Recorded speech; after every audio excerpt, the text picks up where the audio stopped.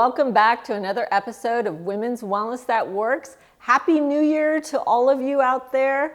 We have a special guest here. We're actually in her home. A good friend of mine, Tatiana Berger, is here. Thank you, Tatiana, for being here. Thank you for having me. Absolutely. You know, we met through me finding a venue. We wanted to find a venue for one of our Women's Wellness That Works events. And your house, which is the perfect venue. And we just got to know each other. And you were kind of going through a little bit of a challenging time, to say the least. So yes. I wanted to share your story because I know it's going to resonate with millions of women out there. And there's layers to your story, right? Yes. So one of them was you became a lawyer. So what motivated you to become a lawyer? Oh, wow. Let's see. I was living in New York City after college. I was a publicist, a career that I had for 5 years. And I had moved back to California with my now soon-to-be ex-husband. And I was not fulfilled in my job in publicity in LA. It was too much entertainment industry for me. And I needed a job. I really wanted to move back to New York City. And I also, because of family trauma and different things, needed to make as much money as possible as fast as I could so I could get out of certain family dynamics that were not healthy for me. And I don't know if I would make the same decision now over a decade later, but at the time, law seemed like the perfect fit for my personality and the goals that I had. I can see why. I think you are definitely personable, you know, and you definitely love to talk. Yes. Can I tell you, when I was first interviewing for legal jobs as a litigator, I led with that there are a lot of skill sets between a publicist and an attorney that are very similar. You are advocating for a client, both have a message, a goal message, and you have to get that message across effectively, communicating. I think when I started telling that to a lot of lawyers, they were surprised that I was able to put that connection together. But as a litigator and in the courtroom, it served me well. And I'm sure you were successful. You became an attorney. Also, you were in, as you mentioned, an unhealthy relationship. Can we just say it was a toxic relationship? It was a toxic relationship. So let's talk about that, and let's talk about what you learned about being in that unhealthy, toxic relationship. I mean, you were definitely. How long were you married? So we were married for just under 14 years. We were together for 20. I met him in 2002, shortly after September 11th, 2001. Yeah. I had an interest in, I've always been somewhat of a helper. So for some reason, I felt compelled at that point to go to New York City and figure out what was going on. I also simultaneously applied for a job and ended up being recruited for the CIA. And it was all stemming from 9/11. At that same time, I met my ex-husband. Wow. And I was a baby, had just graduated college, moved to New York City with stars in my eyes and my entire future ahead of me. And despite what now I see as very clear red flags, I was very committed to the relationship. And I am part of my legal career, I don't take no for an answer. So even in my own relationship, when things were not good in my head, I just had to work harder, try harder to fix it. Right. And that went on in some way, shape, or form over and over again. So you got together with your husband at the time. And when did you maybe had either a red flag or intuition like this relationship isn't healthy for me? To be honest with you, I think the first and most serious red flags were before we ever even got engaged. Before we ever left New York City. Yeah. I was, and it was small things without getting into issues of other women and different things. Little things, like I was pursuing my CIA career. And I had to travel to DC a lot for very high stress interviews. I was meeting with people, higher ups within the Central Intelligence Organization. At one point I had to do a polygraph exam. Wow. This was all the stress. And it seemed at the time I could say, oh, coincidence. There's no such thing as coincidences. Right. So every time something important was going on for me personally, somehow a sabotage would happen. Mm-hmm. And a sabotage from him, and just in what way? For example? For example, I had to, back to the CIA thing, I was heading to Washington, D.C. to do a round of interviews, and I believe it was a polygraph. They did, a very comprehensive medical exam. So everything was anxiety. Are they going to find something? Are they going to tell me that I have AIDS? Not that, or whatever it is, just all the things start to go through your head. And the week I was leaving, I happened to pick up my boyfriend at the time's cell phone. This was before text messaging was a thing. I had no idea. I wasn't looking at the phone. A message came in and I looked at it and it was another woman. And it was a very inappropriate conversation. So what was your first feeling? What did you feel? Obviously, what? That first time I was shocked because I think I really believed that the love, despite the chaoticness of the relationship, I thought the love was there. And so I think that threw me. And to be honest with you, somebody who is a lawyer, who fought for truth, who I think that ultimately, looking back, had something to do with it, that I felt like I was being gaslit in my life. I didn't know that term at the time, but it seems almost natural that going to a career where truth and reason and rule of law are supposed to matter when you're in a relationship where I could say the sky is blue and it's purple, according to him. In hindsight, now that you are going through the end of your marriage, what did you learn about yourself during that process? Oh, wow. I think that is such a complex question and there is not one single answer. I think that I learned that most everything I believed to be true was not the way it was. I was a stubborn person. I think I had to learn to listen. I learned to pay attention to people that had been through things before me, not always being as stubborn and hard-headed as I was. I didn't have an option going through the latter half of the divorce and when things got really ugly. I got to a point where I had no choice but to reevaluate everything that was important to me, everything I had thought mattered in life, and I was left with nothing, really. And how did your self-worth and self-esteem, how was that during that time? I don't know that I necessarily had a lot of self-esteem at that time. My body was being ravaged. I lost my identity through that. I lost the identity I had being a wife to someone because so many things were not as I had seen them. And once that initial layer was pulled back, and I think the health situation happened, the whole house of cards came down quick. So I don't know that I necessarily believed myself to be as resilient as I realize now. I think I was scared to call myself a survivor. I think that at the time, in the middle of the pandemic, when the divorce happened and my health issues happened, I don't know that I had a plan to be here today. Right. Which was hard. And your story resonates with millions of women going through divorce or have gone through divorce. Now, personally myself, I've gone through two.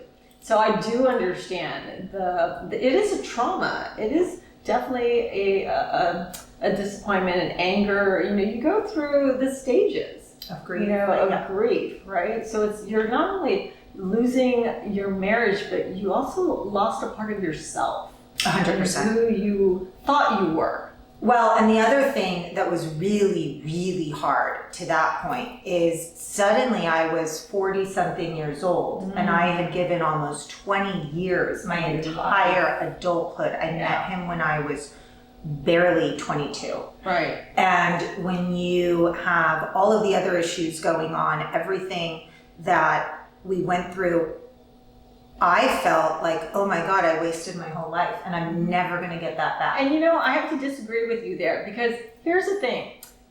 People come into your life for a reason, a season, and a lifetime. And I believe your husband was there for a season. Mm-hmm. I see that now. Because now you have two beautiful daughters, right? So through that, you definitely have some positive, happy memories that you had with your husband. And, even though the marriage was not successful, I always say that it may have been a failure, and if you want to call it a failure, but it's the journey you were on. And you've learned so much from that, right? Oh, 100%. And I even recently said to my ex, I don't blame you. Mm-hmm. I was a young girl and I believed that I was going to be able to change you. Right. I had gone and through I think my that's the stuff. mistake that women have when they get together with men, is that it's not our job to change men or make them better.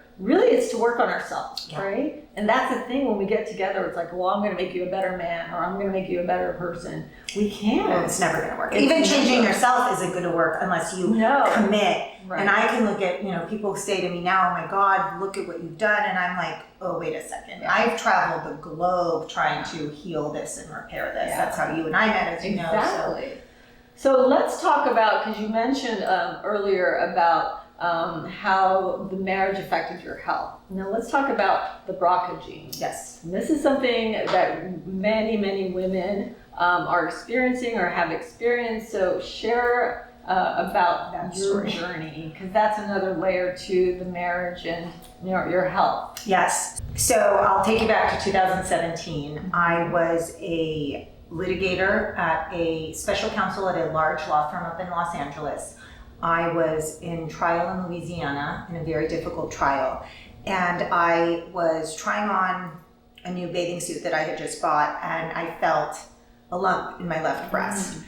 And I had actually had, even though I was not 40 at the time, I had had mammograms in the past, which isn't common, but had been a part of my situation because of just weird things that had gone on that always seemed benign. Okay. So that particular day, I felt the lump. Within 48 hours after feeling the lump, I had visited my doctor, gotten an order for a mammogram, and was on a table having a biopsy. And they had told me that this was 99% something bad.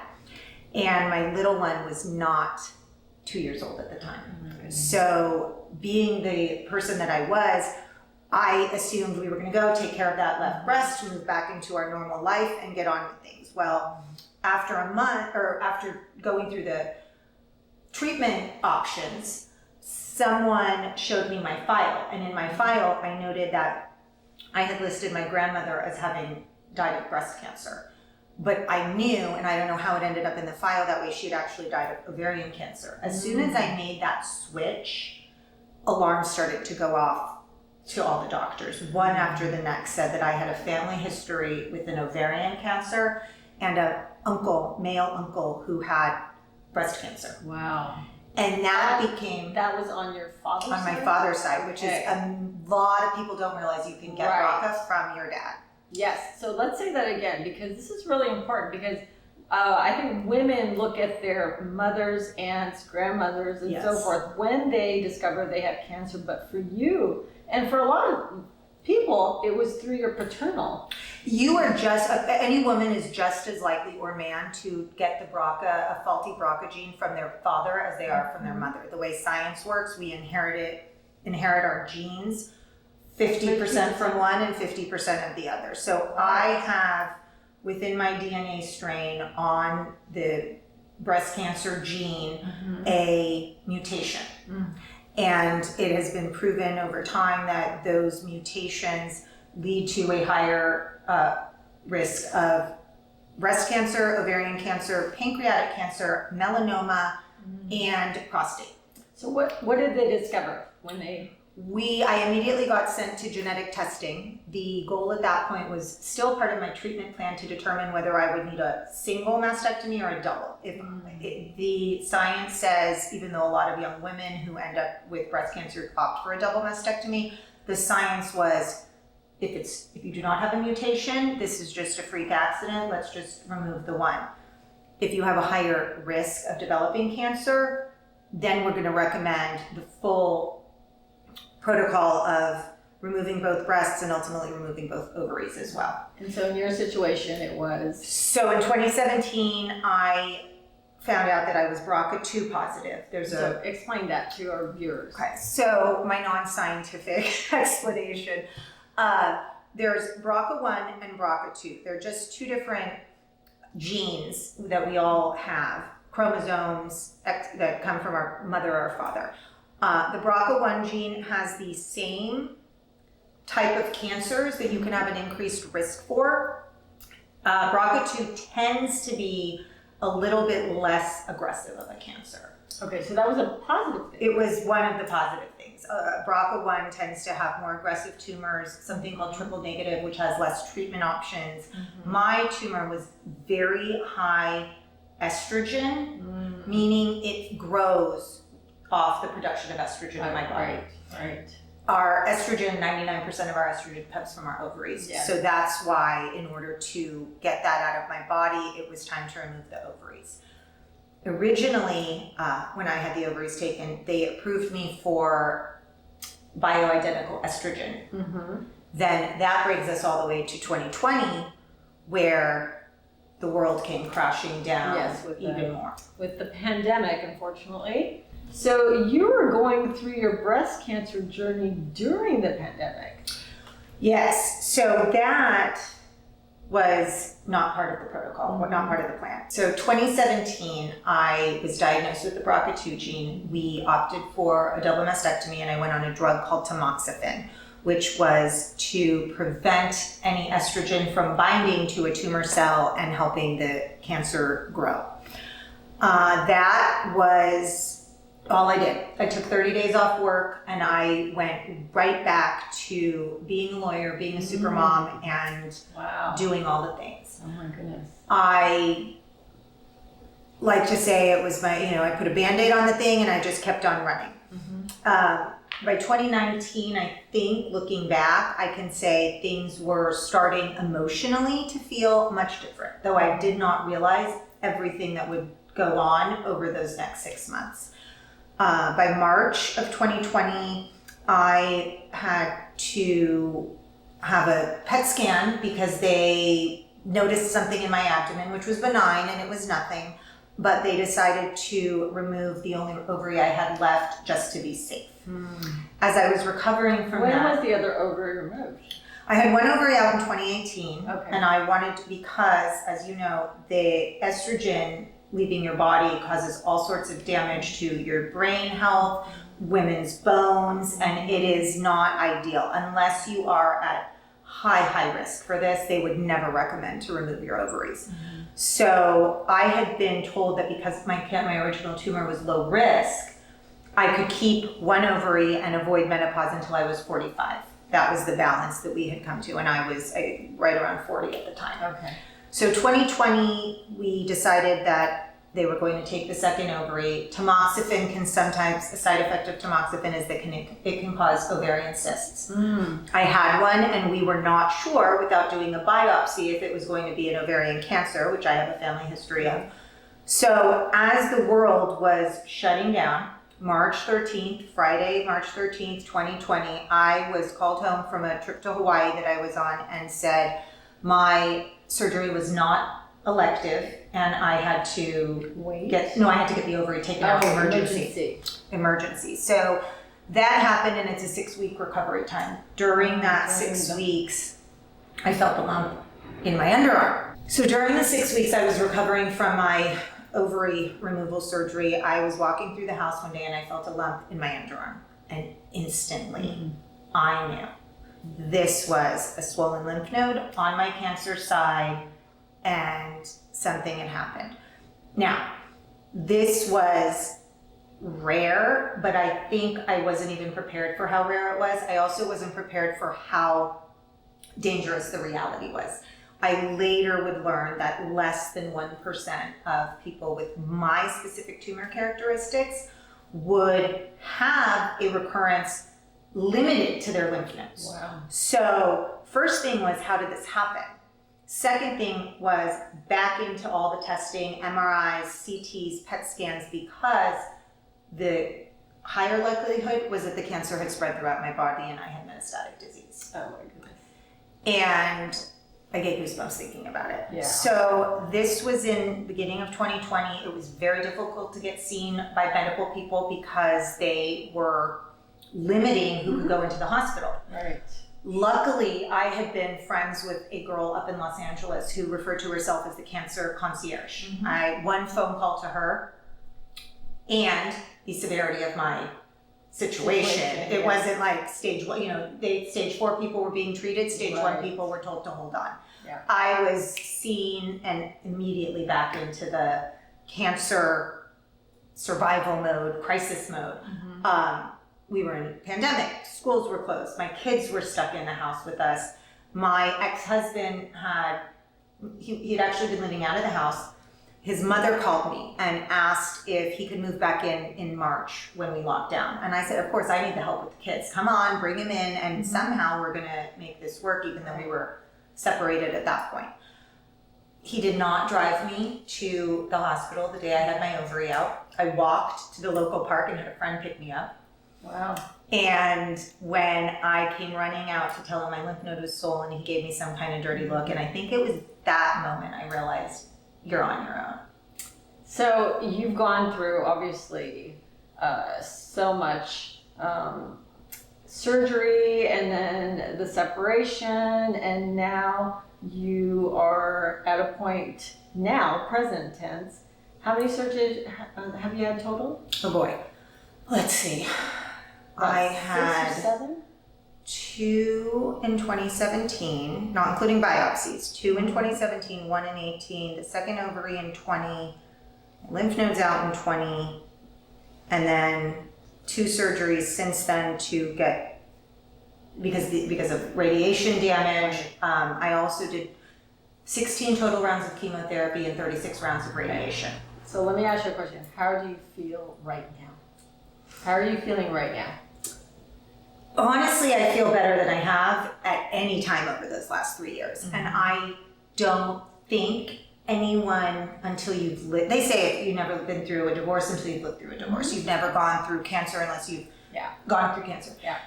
I did not have any idea that it would take this long to heal. Yeah. And the physical treatments to kill the cancer, you have to realize you're putting toxic chemicals in your body that are designed to kill living cells in your body. Right. So while I was going through active treatment in 2020, everything took a beating. It was my mind, my body. I couldn't run anymore. I had to give up everything about who I was. Yeah. This time, working was not an option. I was in first short-term disability, it became a long-term disability, and I really had to stop everything against my natural personality, which is fixer, doer, get right back into things.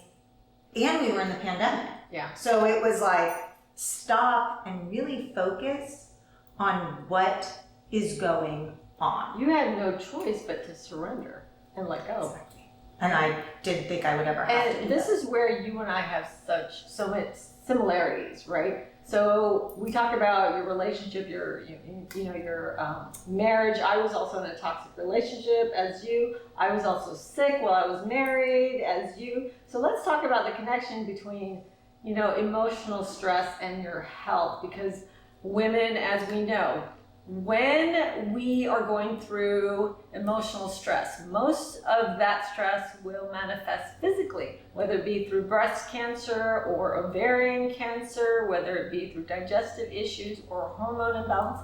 But yes, illness is definitely what happened to you and what happened to me. So let's talk about that connection. Yeah, so in 17, cancer to me was a culmination of bad life choices and shitty genes, bad genes, excuse my language, bad genes. Yeah. In 2020, I realized it was more than that. Yeah. And as I started to unpack everything and be forced to sit with it, I actually started seeing a therapist who encouraged me to do EMDR. Mm-hmm. And the EMDR therapy, I think, helped me figure out how I got into that toxic marriage. And that came from childhood trauma. That came from realizing things about my own parents that I had long ago buried or ignored, my perfectionism, all of it sort of started to be these layers. Yeah. And I, at some point through journaling, I remember I was on an airplane, I was doing my journal, and I looked up and I said, wow, I have been focusing more on healing the emotional than after active treatment than the physical. Mm-hmm. And that made me realize that it was almost an organic transition. I didn't do it intentionally. And if you think about it, you're in a toxic relationship. You have toxins in your body. You're releasing both. You're releasing toxic emotions, toxic chemicals, toxic everything in your life, and allowing yourself to be free and healthy. Yeah. Right? Well, and they say when you are stressed, high stress, toxic, the cortisol is what goes into your body. And there's all sorts of, now I've done my homework and research, that it can cause inflammation and that your immune system is affected. And it can't, like, I've even heard that we all have cancerous cells in our body. Absolutely. And that our immune system is getting stimulated through stress, through lifestyle, through the choices we make, through our thoughts even. Yeah. Right? And to that point, you know, I think that a lot of people could look at somebody who has a genetic mutation predisposing them to cancer and say, oh, well, that's what happened. That's how I felt at first. This was a foregone conclusion. And so that's a great segue, because we want to talk about your two beautiful daughters and how you now are going through this and still going through it, and how you can prepare your daughters, if at all they have that genetic predisposition. So the hardest thing is to find out whether or not they have the BRCA gene. And each one of my two daughters has a 50% chance. Mm-hmm. In my own nuclear family of cousins and sisters and brothers, I think out of 12 of us, only 3 ended up positive who have tested. Not all have tested. Okay. So that's a really great thing. Yes. But my kids have a 50-50 chance. Mm-hmm. Where I have fallen on things now, I do not feel that testing them at this point matters. I don't think that young kids need to carry that burden, even though my 14-year-old is aware. She knows what this is and that it exists. And I've said the only time I would ever make you test early is if my cancer came back again. And that's just because I need to be the parent to get you through that. And our other co-parent is not. The great takeaway too, I think, for your daughters is that they're seeing their mother actually go through it and survive it and now going to be thriving through it. And so that's a great testimony for them to see you taking care of yourself now, making better, doing breath work, doing personal development, doing other things for yourself. And that's what they're seeing right now. That has been the most important thing, because unfortunately they have one parent who does live in the past and who is extremely resistant to change. And I will be the first to say, my children saw the ugliest side of humanity. While I was crying, I couldn't, when you're on an airplane and they say you have to put the oxygen mask on yourself, I couldn't get that on. Yeah. And I had these 2 little kids on my back and they saw that. Yeah.